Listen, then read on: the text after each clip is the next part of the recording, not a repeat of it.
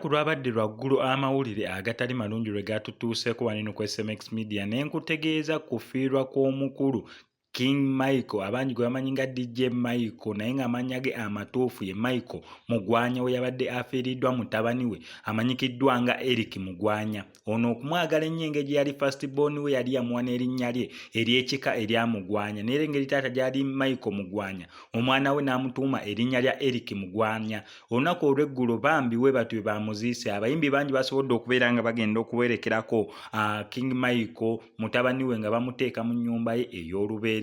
Nalabyeko ku Big Eye gwe nabadde sisuubira kubanga musajja wattu yakava okubeera nga akola show ye ey'ekkata era bw'ati we yalandinze okuviira ddala ku ntebe airport yasazeewo okubeera nga agenda straight okubeera nga ayimirira wamu ne King Michael. Oyo nno namulabyeyoko nendabako Dr. Jose Camino nendabako Samisat Semakula nendabako manager Rojo wa Spice Diana n'abayimbi abalala bangi abasobodde okubeera nga bagenda basobole okubeera nga babeererawo omukulu King Michael. Mawulire gabadde gannaku nnyo byabadde bitalo ku maziga miranga na biwoobe okubeera nga buli omu asobola okubeera nga agumya munne. King Michael agamba okusinziira ku statement yakoze nti omwana ono yafunye kabenje era akabenje ako ke kamuviiriddeko okubeera nga afa. Wano ku SMX Media nga twawadde twewaddeyo okubeera nga tubatuusaako updates era bwe tutyo tusobodde okubeera nga tukikola. Mawulire gannaku nnyo nnyini ddala neera nga ssaawa zino eno gwe wenna amanyi King Michael kubanga wabadde tutegedde ku mawulire gano eno oli waddemu mukubirako n'oweyongera okubeera nga omugumya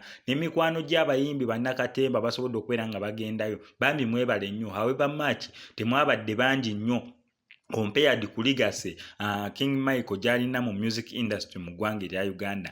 Nalabyeyo batonotono oba olw'ensonga ezimu oba endala naye ng'abasobodde mwebale nnyo nnyini ddala okubeera nga mwasobodde okgenda ne muyimirira wamu ne King Michael oba Michael Mugwanya ng'aziika mutabani w'omukulu ayabadde amanyikiddwa nga Eric Mugwanya. Wano ku SMX Media wetto tukikola kankusaba subscribing ongende ku notification bell tojja kubeera nga omissinga updates naddala nga zino.